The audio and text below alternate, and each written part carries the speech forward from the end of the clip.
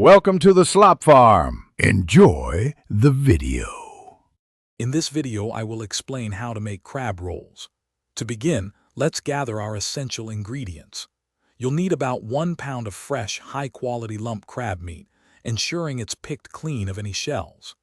Next, grab 1/4 cup of your favorite mayonnaise, 2 tablespoons of fresh lemon juice for brightness, and 4 split-top hot dog buns, which are perfect for holding our delicious filling. Now let's create the flavorful crab mixture. In a medium bowl, gently combine your fresh crab meat with the mayonnaise and lemon juice. Be careful not to break up the beautiful crab lumps. Next, add about 1/2 teaspoon of Old Bay seasoning for that classic taste, along with 2 tablespoons of finely minced celery for a pleasant crunch. Finish by folding in 1 tablespoon of fresh chives.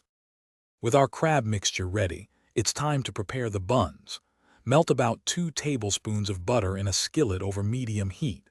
Lightly toast the sides of each split-top bun until they are a beautiful golden brown. This adds a wonderful texture and flavor. Once toasted, generously fill each warm, buttery bun with your prepared crab mixture.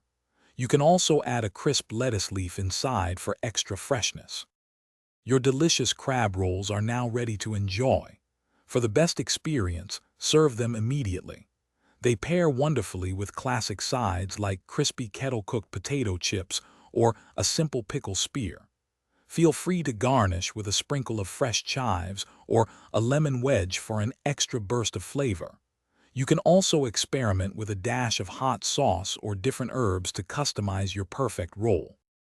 Thanks for watching. Consider subscribing if we helped you today.